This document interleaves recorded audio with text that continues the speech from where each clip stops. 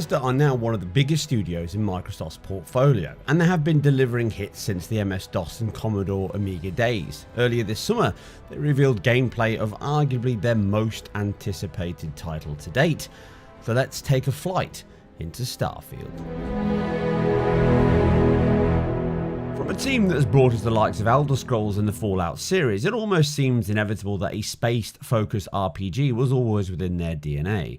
Announced in 2018, this Xbox and PC exclusive has built excitement from that very day, with very little being shown. But with a 2023 release planned, the gameplay reveal was overdue and has given us a chance to understand just what the team are delivering here.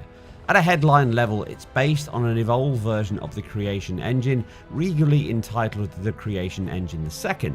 It has clear similarities with its rendering output to both Fallout 76 and in some ways Skyrim, which were built on the Creation Engine.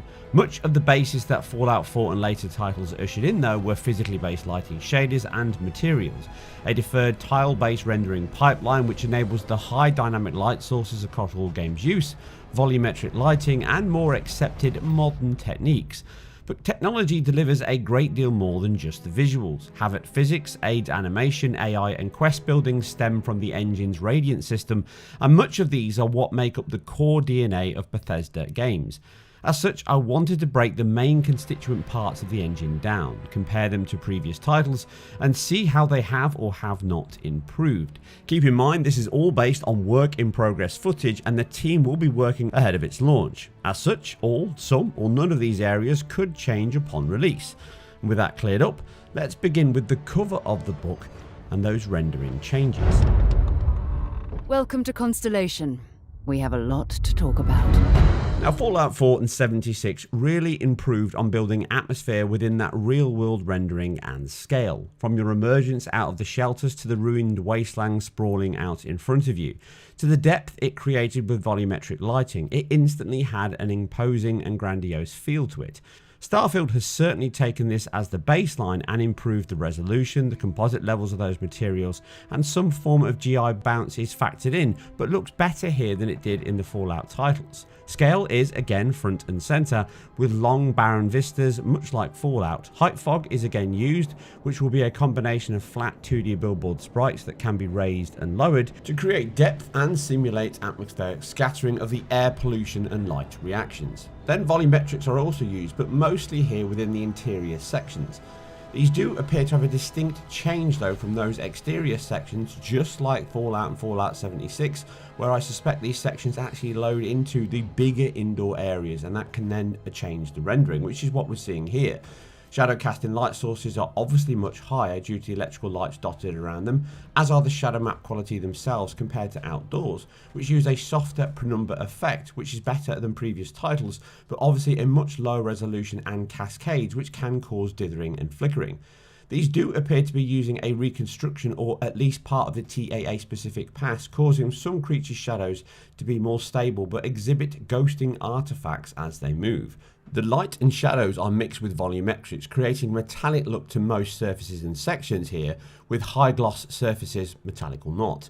This also shows that from what we can see anyway, screen space reflections likely remain within the engine, but they're not used here and not replaced with ray trace reflections or other post effects. Now this is inherently not a bad thing, but the game does use a great deal of SSR on water bodies in previous titles, and of all the areas shown so far, this doesn't appear to be the case, meaning projected cube maps and imposter light probes are relied on to simulate specular highlights and emphasize material quality. This may be a dual target of keeping resolutions and performance as high as possible across all platforms, ensuring that it can scale and run on the base Xbox One or lower end PCs, as this forms a good portion of its intended marketplace. A good start for sure, with rocky surfaces and tech-noir-like cities shown that the art and tech team have created a variety within the engine and the game world overall to ensure that we do not have 1,000 plus planets that are various shades of copy-paste grey. This also includes some nice fauna and flora sections, and I desperately want to see more of the worlds that the team have created.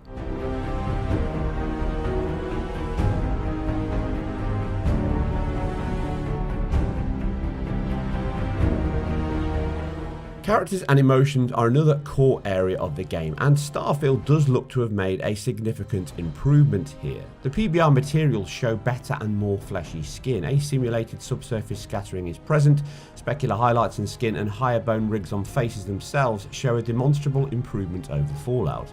As these conversation sections will incorporate both main and side quest NPCs, the quality is also much higher here from the example shown, as they likely form the core story part.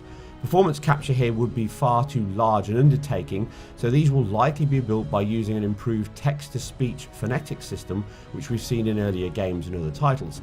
The shape of vowels and letters is good, with a good blend of facial expression to emphasize the meaning, again improving on previous titles.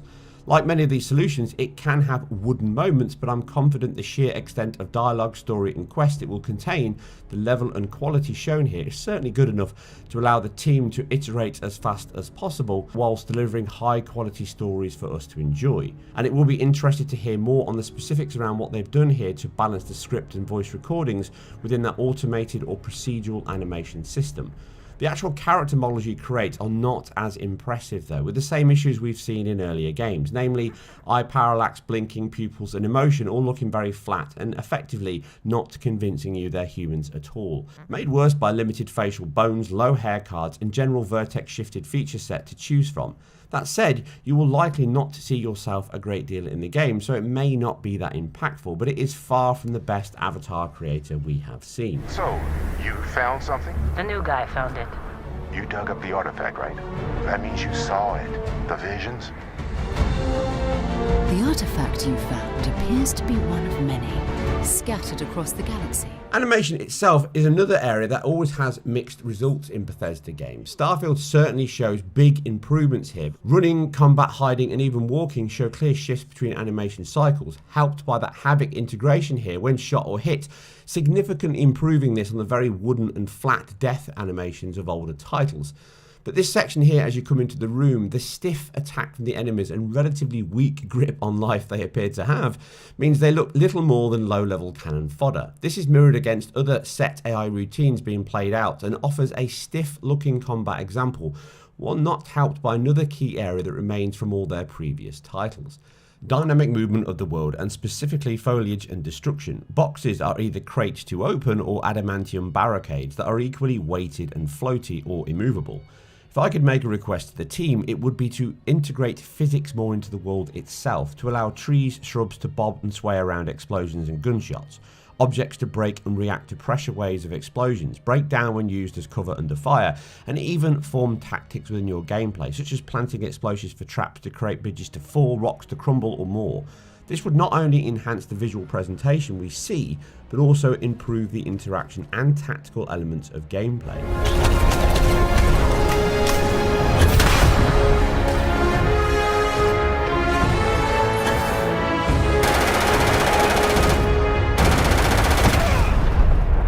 I do need to caveat this again with a statement at the start that this is what we've seen so far. It may already be in the game or planned for launch. The point is the world and materials look great throughout, but the physicality and fragility of the world is an area I would still like to see improve.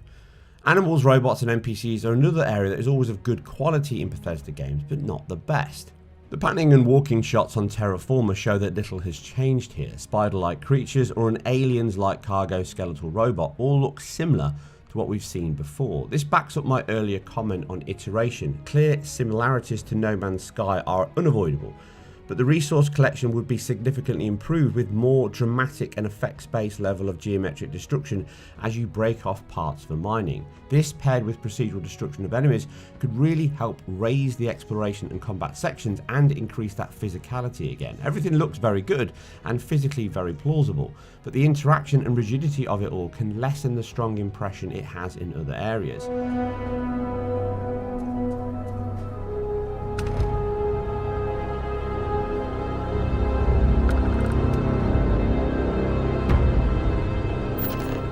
It would appear that pirates of the Crimson Fleet are using the facility.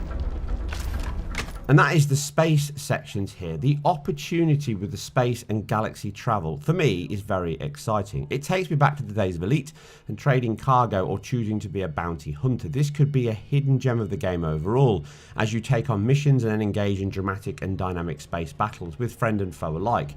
Building your own ship, designing the layout, the chassis, the cockpit, the weapons arsenal and more. This is sci-fi heaven to a Trekkie fan like myself.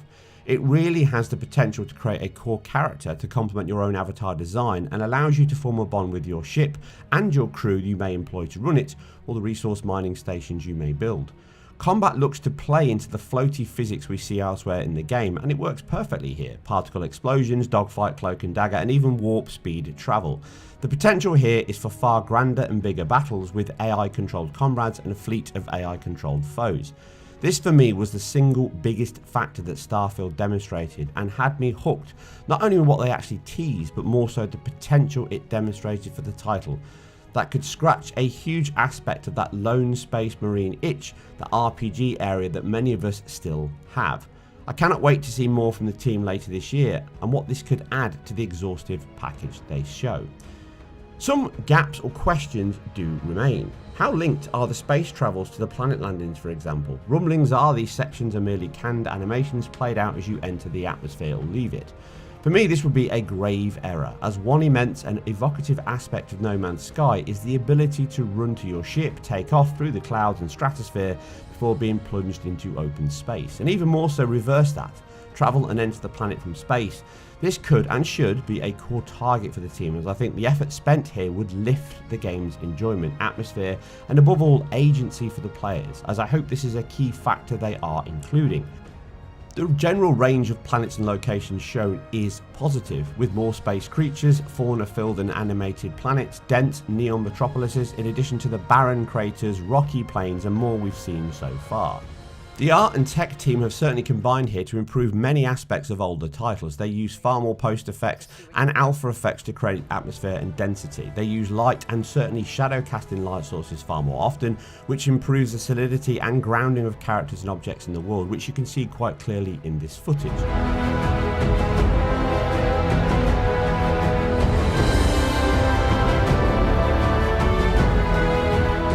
But the other area to discuss is the game's target resolution and frame rate. It clearly targets 4K from the footage shown and a 30 FPS level on Series X. I think they need to offer a dynamic 4K 60, which would go a long way, I think, to help alleviate the well-founded worry of Bethesda games struggling to hit that 30 FPS target. Fallout 4 did have some issues when it was launched on Xbox One and PS4 back in 2015, and although the PS4 was worse at the start and later patched, both still remain with some impactful sub 30 FPS sections that did affect your enjoyment. This work in progress footage here did highlight some dips below that 30 FPS level at times without a frame graph required, but the release date a good way off and the prior history of Bethesda titles, I have a cautious but optimistic view of the final release.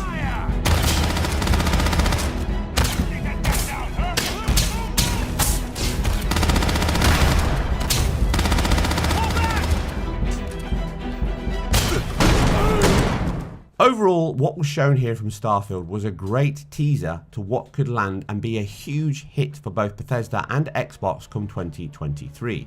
I really am looking forward to seeing more of the title once it gets closer to launch, and hopefully this will be a big game that draws more people back into space sci-fi, which for me is one of my favourite genres. Anyway, that's it for another tech deep dive into game and previews. If you like this or much more, then keep it IGN and performance reviews, and I'll catch you on the next one.